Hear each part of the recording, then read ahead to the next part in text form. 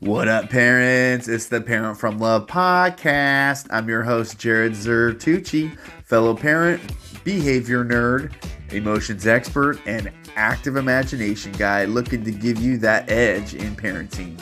This is an oasis for parents who feel overwhelmed, burnt out, or just stuck. Parent from Love is that warm and open feeling we all have within us that allows us to make confident decisions on the fly while staying connected to our loved ones, all while the chaos ensues around us. The more we attend to this Parent from Love feeling, the easier it is to stay there when our loved ones push our buttons, flip our lids, or turn us into our parents. What? How do they do that? Warning, listening to this podcast may result in you becoming the cycle-breaking legend your family tree has been waiting for. Side effects include confidence, self-love, and aha moments. So just kick back, relax, take a nice deep breath in. Smile, you are unconditionally loved. Welcome to the Parent from Love podcast. This is for those parents who are stressed out, exhausted, confused, and sometimes just downright full of rage. Those parents that are willing to become more self aware and present with themselves and their loved ones. I see you, get you, let's do this. If you've ever said, "Oh my God, I just sounded like my dad just now," or "Oh, that was my mom," and that scares me, you are in the right place. Here we trade guilt for growth, rage for regulation, and those knee-jerk reactions for practical, behavioral, and emotional skills you can use right after each episode. So this week, I'd like to talk about what is love anyway, because we're all about raising amazing children and our consciousness here at the Parent from Love podcast with curiosity, with compassion, and just the right amount of coffee. So I like to give you research-based neuroscience and my goofy sense of humor in regards to this awesome topic that's this week, and that is love. What the heck is that? What do you feel when you think of love? What do you think of when you feel love? So I'm going to give you a cool little story at the beginning. I'm going to give you some science, practical tools, of course, and then cool activities at the end for you to kind of practice or kind of embody this podcast. Because one of the main things that I is my goal for this podcast is for parents who are listening to know that transformation, to know that change of any kind that you're looking for is possible, and it's possible through podcasts, it's possible through your own efforts, it's also possible through different avenues, right? One-to-one or group support or guidance. However, podcasts, I love podcasts. I love listening to them. I mean, I got into this psychology field because of the old versions of a podcast, right? Radio. Every night, or at least Sunday through Thursday, Loveline would be on with Dr. Drew and Adam Carolla. And I saw the cool changes that they made in people's lives, and how much fun they had with it. And it really did cause change in the callers' lives who called in asking for help on, mental health, sex education, gosh, and just kind of sometimes goofy stuff too. But that was my kind of into the radio or podcast world, as you can kind of see that the similarities between those. And then, I mean, if you really want to get deep, then Howard Stern was also a cool radio host that I really enjoyed watching, listening to, having his guests and the type of interview style he has. I'm looking forward to doing that as well, having guests on and really understanding them and wanting to get to know them more in a way that can support them and help them in any way that they are looking for support. So let's get down into this episode. What is love? It was early morning, still dark out, and little Emma padded softly down the hallway in her footy pajamas. She was 5. And some mornings she woke up with a stomach full of butterflies for no reason she could explain. That morning was definitely one of them. She crept into the living room where her dad was sitting quietly with a cup of coffee reading. He saw her, smiled gently, and without saying a word, opened the blanket beside him. Emma climbed in. He tucked the blanket around her shoulders and rested his hand lightly on her back. No questions. No, what's wrong? Just warmth, quiet presence. They sat there in silence. After a few minutes, Emma whispered, Daddy? Yeah? My butterflies are gone. He smiled. That's a nice little story. It's called The Warm Spot on the Couch. And that's love right there. Not a lot of words. There's kind of body to body connection, right? You're feeling it in the body. So the father had a felt sense of love in his body, and it sounded like his daughter, because she felt it, butterflies went away, pain goes away with love, right? One of the cool benefits that I've come across over the years is love heals. Love heals all, mental, emotional, you can even say physical. So, what does love feel like in the body is what the goal is for ourselves and for the folks that we have around us, our children, our spouses, colleagues, people we work with. When we're able to parent, to work from, to be from love, then amazing things happen. There's a prefrontal cortex, right, that opens in our brain that it totally opens up to creativity, innovation, empathy, connection, decision making skills that are very aligned with who we really are. And the more parents that I'm able to get them to feel this sense of love and lightness and openness and expansiveness, the more they are able to make those difficult decisions, whether it be in the moment when their kiddos are chaotic, or make a decision on planning in the future, family oriented or work oriented, everything professional and personal. So, some things that I like to talk about today is the general theory of love, right? The science of human bonding. There's PhD folks that actually have done cool research on a general theory of love. Polyvagal primer. Love is a state of safety. So if you haven't heard of the polyvagal system, now I'm going to give you a little cool primer of it. And what it means to parenting. Do you feel love or just think you're showing it? I think that there's a cool juxtaposition there of feeling it versus doing love. And then your first memory of feeling loved.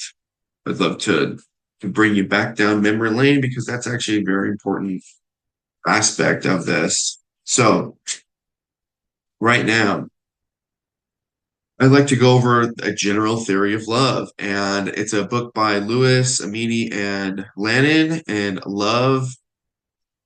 And this particular theory is limbic regulation. So how your nervous system tunes to others.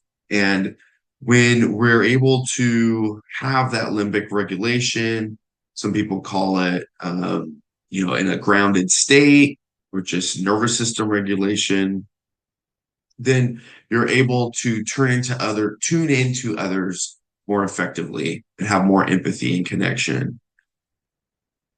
And so, a general theory of love, when I've read it, the first thing that comes to mind is like my antenna is in tune with yours. And that could be something like I can finish the rest of your sentences, or, I'm texting you when you're texting me, or calling you when you're calling me at the same time. There's been a little bit of a silence, and I'm thinking of the same thing that you're thinking of, and we're both starting the conversations together, or one person is starting the conversation.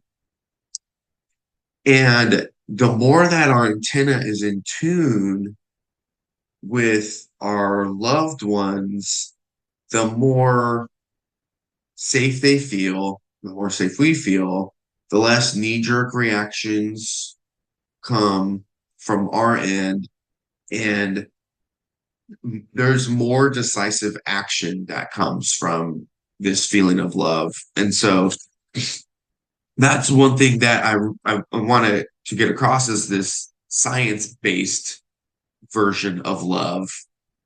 I'm going to start in the cerebral prefrontal cortex, and then we're going to work our way down into the body where love is stored, quote unquote. And so that's the logic, that's the rational parts of love, is this tuning into the limbic system.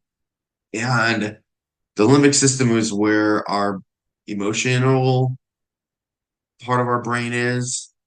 When they do MRI scans of the brain, people get emotional. This is the part that lights up.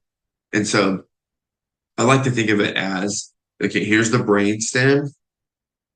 And then the brain stem is kind of the reptilian, the survive. I just need to eat, drink, stay warm, and procreate. And then we have the limbic system, which is right on top of that. And that's the emotional side of our brain.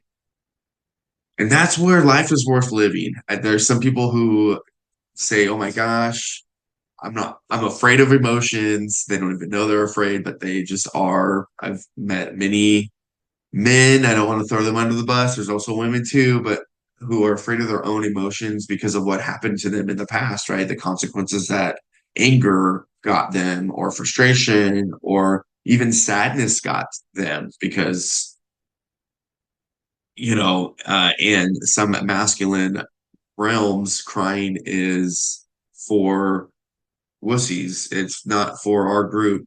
Like, something's wrong with you if you're crying. So, yeah, different types of even happy and joy, different types of emotions can bring different ways of, um, living, right? And so, really, what I want to get down to is the prefrontal cortex is next. So we get the brain stem, limbic system, which is emotions, and then we got the prefrontal cortex, which love activates, right? The vagus nerve activates. Now, what do I mean when I say love? I mean, take a nice deep breath, go into your body, rest your attention on your heart, on your chest.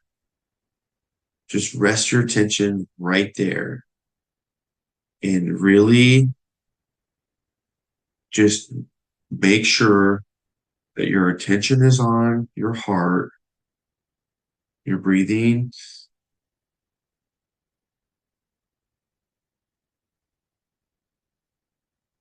and there's an opening or expanding that one can feel. And expansiveness is that calm, relaxed love state.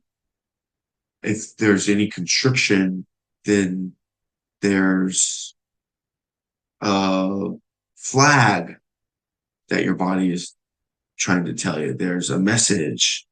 And right now, we're just going to go into love, though. We're just going to open and expand that part of our chest and know that that's what I'm talking about. Because if our body gets into that state of love and we're able to not only regulate, but we're also coming from that state of love, then our prefrontal cortex opens up. We're able to make better decisions. We're able to make, when I say better decisions, I mean decisions that are more based on our values, that are more aligned with who we really are. And so that's where love comes from to me, is the body. And mind you, some people, I used to be one of them, and this is totally cool if you are, because this is why I created this podcast. They're disconnected from their head to their body. There's a disconnection from the brain, what the body really feels. And there's a protection mechanism, because there's a reason for that. There's a protection mechanism. There's, a reason to just survive, because emotions or things from the body may not be safe. It got us in trouble before. It got us into, consequences that we don't want to deal with again. However, now that we're parents and we have a responsibility to not shove this onto our children and have this pain or have this trauma, this situation that was not something that we can control, right? That's the definition of trauma, is an injustice to us that we're not able to control. Then we can reprogram, we can undo this part of us that we are now aware of. And we're aware of it because we yell, we scream, we do things that we regret. Like, right. These are protection mechanisms that our body senses. And in order for us to be aware of that, we need to create this connection between our brain, our mind, and the body. So if you can rest your attention on your heart and feel your heart and imagining it opening and imagining it expanding,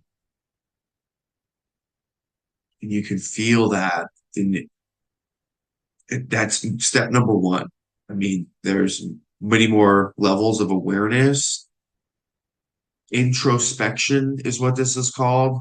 Introspection. And that is basically tuning into our body and feeling attuned to not just hunger and thirst, but also when our parts of us constrict or when they expand, when there's discomfort, when there's tension, or when there's openness. And so there's different parts of our bodies that are connected to our brains, the neural network wise, like our gut is like our second brain, right? And so we can get a lot of information by attuning to our gut. And yes, we can use our attention because that's our superpower. Our attention is our superpower.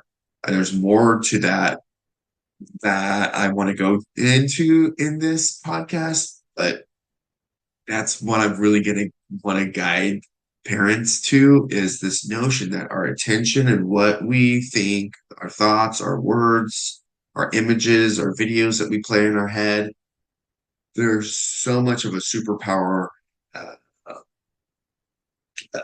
like feature to our attention and our focus. But for now, we can focus now on our gut and just do a check-in, see how it's doing. Do you notice any discomfort on the left or on the right? Do you notice any constrictions, any tension? Do you notice any warmth, any expansions? Because the more in tune we are with our bodies, the more we can parent from love. The more likely and more consistently we can parent from love. And this show, this podcast is all about guiding you to this feeling of love. All right. So now we're going to dive into the polyvagal primer. And that is the polyvagal theory. And I'm going to give you a nice snippet of what it is. Okay. Polyvagal theory is like the science of how our nervous system decides if we're safe, in danger, or totally shut down. It helps us understand why we snap, freeze, or connect, especially with our kids. It's not about choosing to be calm. It's about whether our body feels safe enough to love, listen, and lead. When we understand this, we stop blaming and start connecting. One thing to really note is when we are in fight, flight, or freeze, or freedom is what I like to call this too. Freedom of love, right? So when we're in any of those states, our children's nervous system is automatically programmed to tune into ours. So if we're in fight mode, they're going to be in fight mode. If we're in flight mode, they're going to also be that way. Freeze, they have a more likelihood to be in these nervous system states.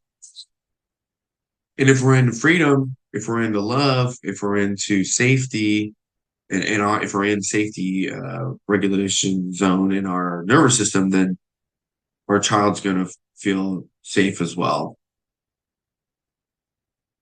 And so, I want to make this distinction between performing love, acts of service, and words, and embodying love, which is what I spent a good amount of time at the beginning of this podcast explaining this embodying love. So, where our tone of voice even comes out as embodying love, right? Our pace, our body language, our presence is felt as embodying love. Body language is like 80% of communication. The tone of voice is part of that. Our stance, are we open? Are we closed? Do we have our hands in our pockets? Do we have our hands crossed?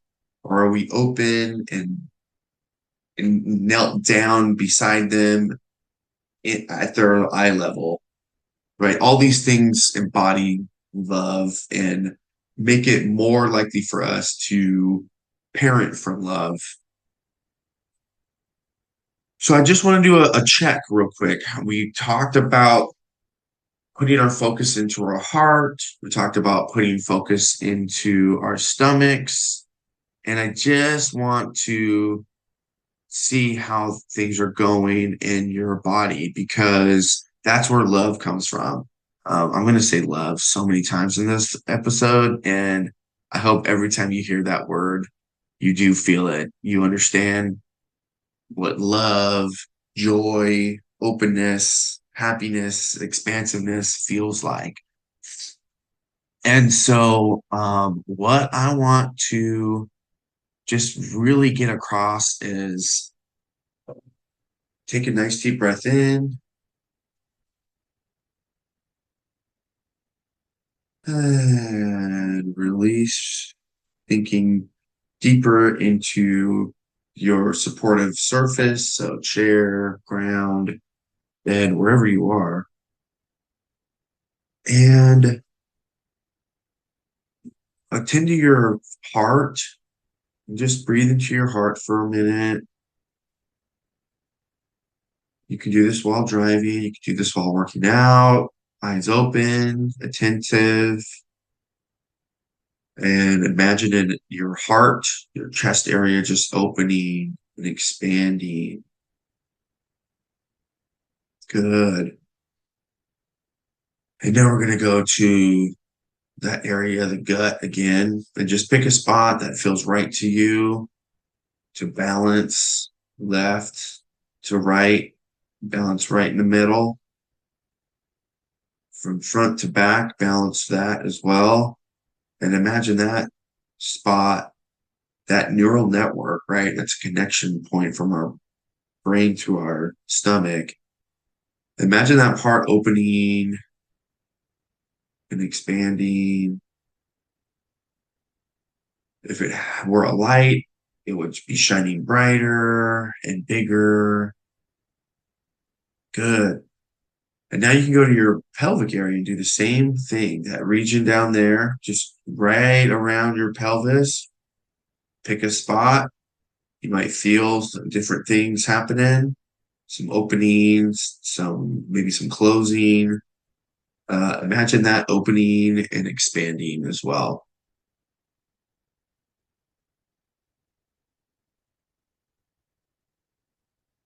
Remember, we're attending to our pelvic region and imagining the center of that balanced and expanding from the center and outwards. Now we're going to go to the throat. We're going to do the same thing to the throat. So we're going to rest our attention on it. I also like to just acknowledge these parts of mine and let them know, hey, I'm very thankful for everything you've been giving me all my life. And I'm very grateful for this moment that you're here with me. I know it sounds super cheesy. I think one of the first times I tried that, I ended up welling up a little bit. So feel free if there's any emotions that come up, just take note. And if you're able to, let those emotions loose, let those emotions go because it does your body so much good and it creates more space for things that you want to fill that space in. More love, more joy, empathy. So, anyways, going back to the throat, expanding it, imagining it opening. If it was a light, shine brighter and brighter. Great. Now we're going to connect the core channel, this channel between really the top of our head. But for now, this is where I'd like to focus on is in our body. And we're going to go from the throat all the way down to the pelvic region. And I just want you to imagine this channel, this core channel within us, this channel of love. It's a neural network that we have right here. And just breathe. Just imagine your breath going through this channel all the way down to your pelvic region. And this is a state of coherence. It's called heart and brain coherence. If you feel very relaxed, very calm, regulated, cool, calm, collected, maybe it's your body kind of ceases to exist a little bit. You feel just a little bit differently in your body. This is a state that it could be either alpha state of your brain or theta state of the brain waves that you have. And this heart brain coherence is what scientists are researching right now. And they found some really cool discoveries. Dr. Dispenza is one of kind of the pioneering engineers, but he kind of brings a scientific engineering aspect to meditation and heart brain coherence. And what he found was when we do have this beautiful, this feels so good throughout the body, it's regulating, things are going on rhythm, it's heart and brain coherence. It's like our body and our heart and our brains are on beat all the time, in sync with each other. And this in syncness allows the body to do and utilize its functionings in a more quick and effective way. And now what I mean by the body does its thing in a more quick and effective way is the immune system boots up, the chemicals that are needed to fend off sickness, illness. He's even had really cool stories of people who have Parkinson's disease, right? Like diseases of the nervous system. A gentleman who wasn't able to walk and he was able to walk. People in wheelchairs getting out of wheelchairs. This is after meditations where heart and brain coherence. That he's done the EEGs, right? The brain scans on what's going on and why this is occurring, and these alpha states of the brain that I'm, you know, like kind of guiding you into right now. Maybe you're out of it now because I'm talking so much. Sorry. You can always go back into it and you can go, I'll bring it back. Take a nice deep breath in. Um, Rest your attention on your heart. I always start with the heart. That's where love resides, by the way, in ancient cultures. And I believe it too, because I've felt that a lot of beautiful emotions come from this area right here, the heart. And now I'd like you to work your way down to the pelvic region, attend to the pelvic region, breathing deeply in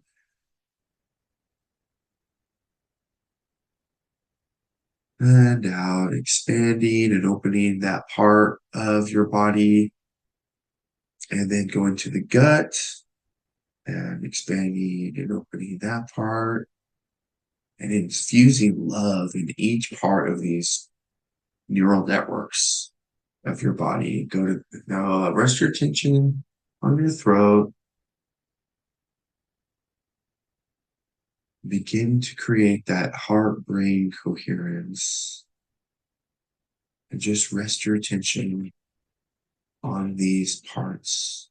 Imagine a channel from your pelvic region up to your throat. You can even go beyond that. It's this nice channel of love, you could call it. There's that word again. And it's just going from pelvic area all the way up. And it's a color of light that first, resonates with you right now. And it's getting brighter, it's opening and expanding. This part of us can always be tapped into. And it's this part of us that is the feeling of love. There's a warmth to it, there's a relaxation to it, and there's an openness to it as well. Now, I'd like to take you to your first memory of feeling loved. And before we move on to that topic, I'd like to introduce you to one of our sponsors for the Parent from Love podcast, and that is co-regulation. Yay! Co-regulation is our sponsor, and this is what co-regulation wants to tell you. When your kid's a storm, wild and loud, don't try to talk over thunder or cloud. Breathe in deep, slow it down. You're the calm, don't be the clown. Heartbeat sync, eyes meet eyes, safety blooms, and chaos dies. You don't need to fix or preach. Just stay near and co-regulate each. Big feelings rise, don't run or shove. Co-regulate and parent from love. You can't teach calm from a storm.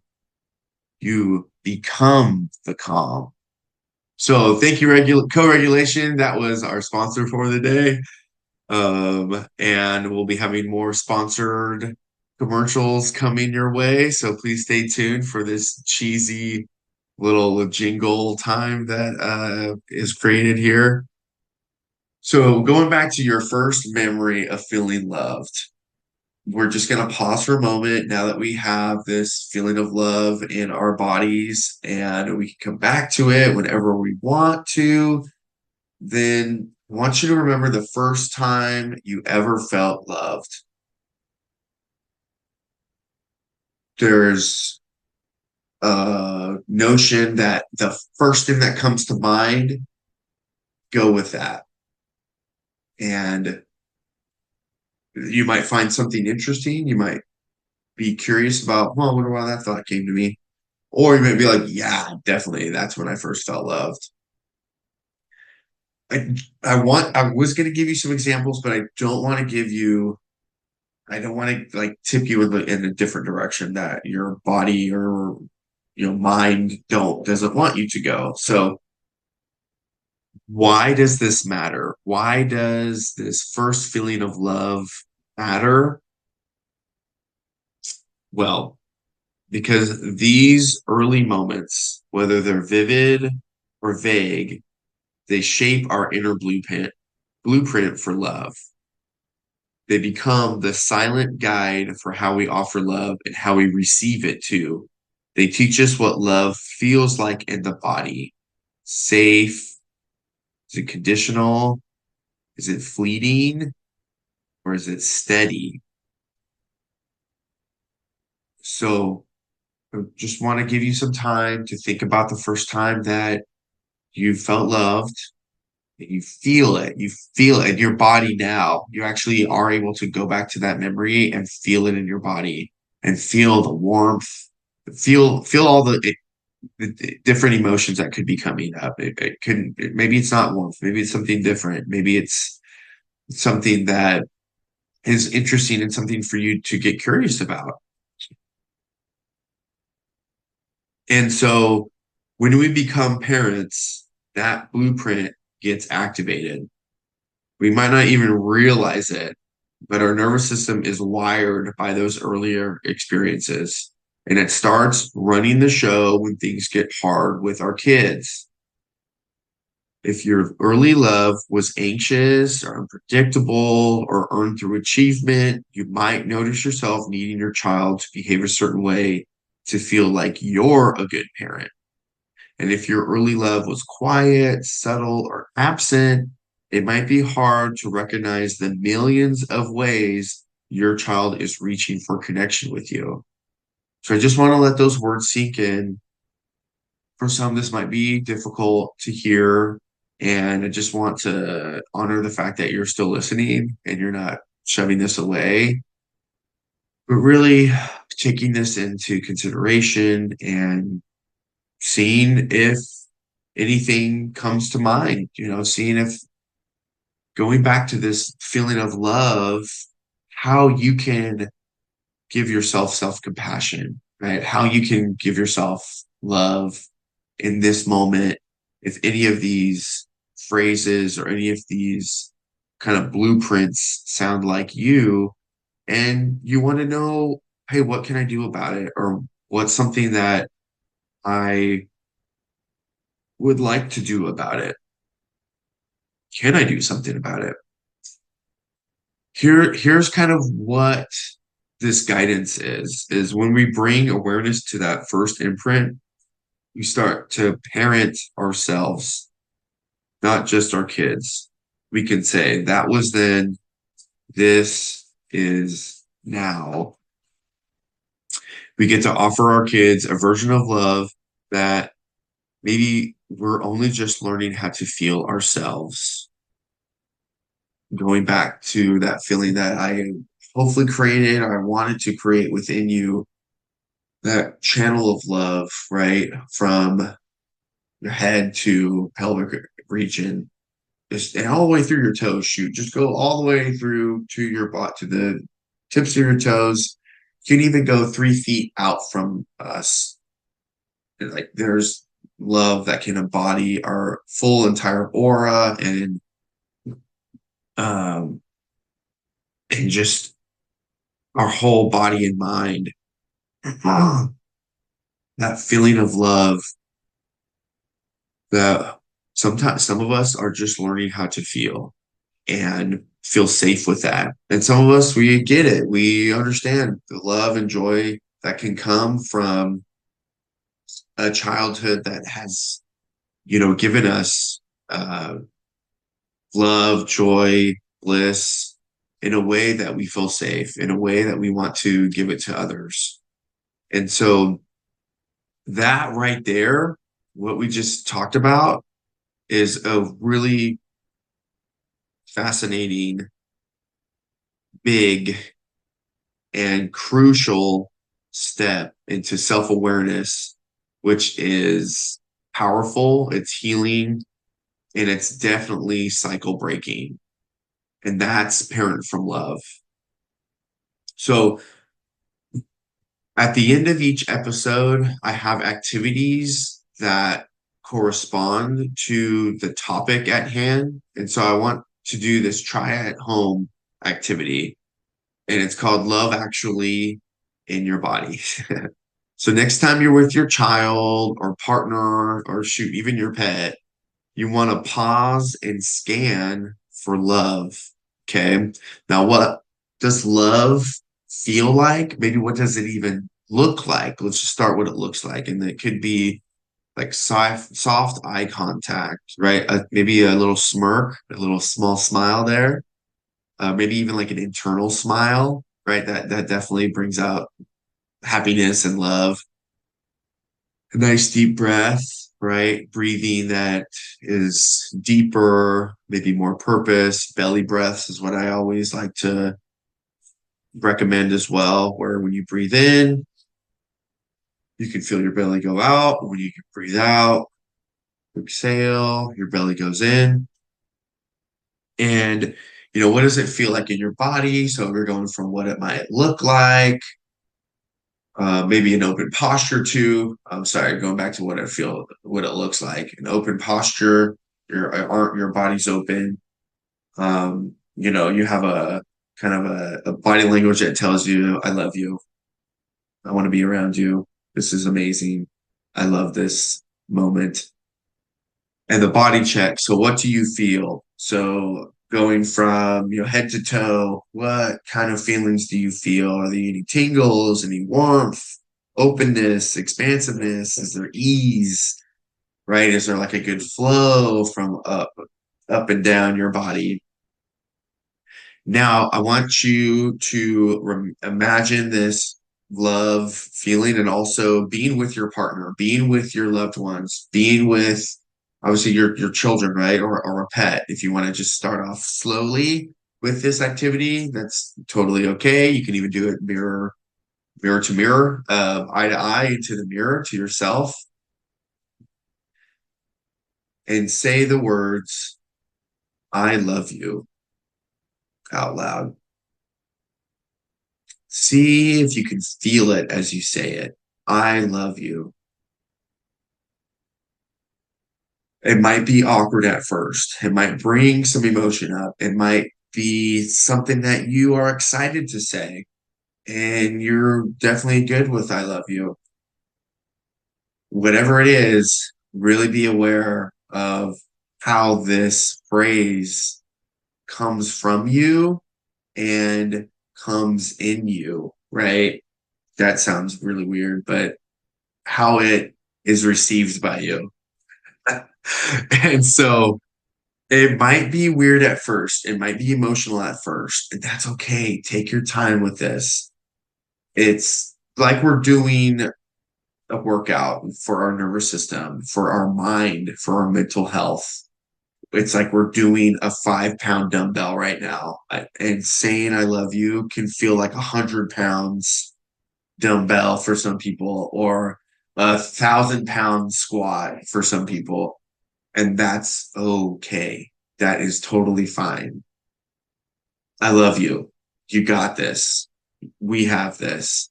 This is the workout. You get stronger with reps. The more you can say, I love you. Even say, I love you, buddy. I love you, brother. I love you, cool guy. I love you, cycle breaker, legacy creator. I love you, teammate. Whatever you want to call, I don't call myself teammate, but whatever you want to call yourself, I'm kind of utilizing that as I'm talking to you, the audience. Uh, there's so much greatness that can come from pulling that love reps up and saying I love you, not only to yourself and meaning it, but also to those that are around you and meaning it. So take this at home, take this home, go to a mirror, go to your pet, go to your loved one, go to a spouse, and really tell them from this feeling of love from head to toe, I love you.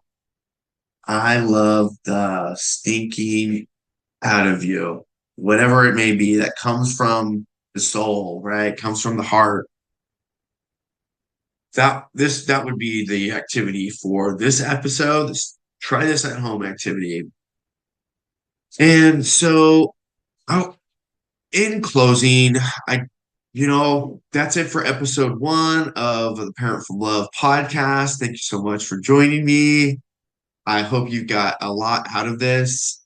And just to close, I'd like to go back into the grounding and meditation mode because I see that as one of the biggest things that we can do for ourselves that causes the biggest change for how we respond and how we connect with our loved ones. So now that you are listening to a podcast, if you're driving, if you are working out, doing something that you can't close your eyes in, that's okay. I'm going to make this as simple as possible. I want you to just take a nice deep breath in, hold at the top, and release. Relaxing your shoulders, relaxing your jaw muscles, relaxing your chest. Take a nice deep breath in, hold at the top,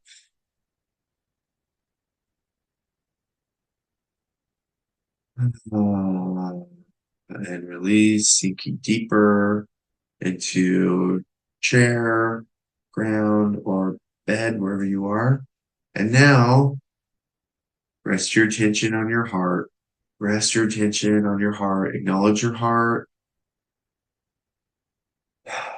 Express gratitude for this part of you. It's been here through thick and thin ever since you were created. It's been pumping, giving you a vibration and a rhythm.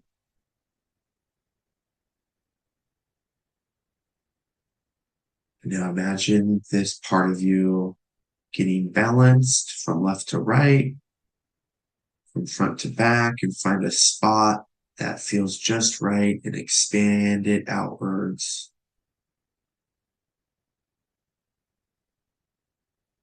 Breathe into your heart, an opening, and expanding.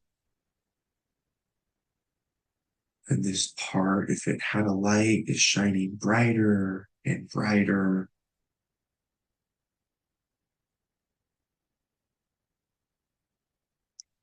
Beautiful.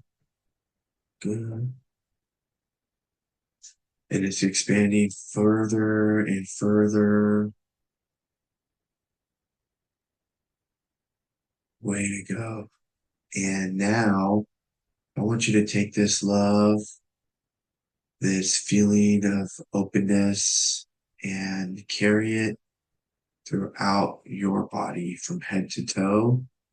And feel this openness, this love fully and completely.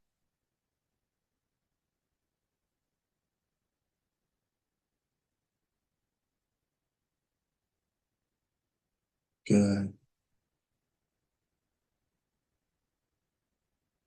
That's it. And now notice any pain, any tension that comes as I say these words. And just rest your attention on those. filling that part of you with love, with that light, with that openness and expansiveness. Imagine that light, imagine that openness filtering through those parts of you. Back of your neck, your throat, chest, gut, limbs, your legs, your arms, fingertips, whatever it may be. You're breathing into that part of you. You're smiling.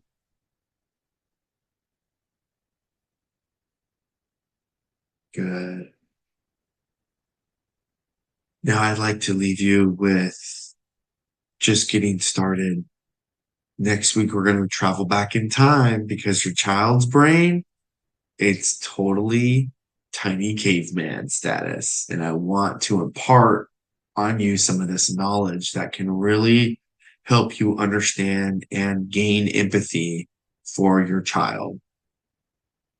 And if you enjoyed this episode, give it a little love, subscribe, share with a friend, leave a review.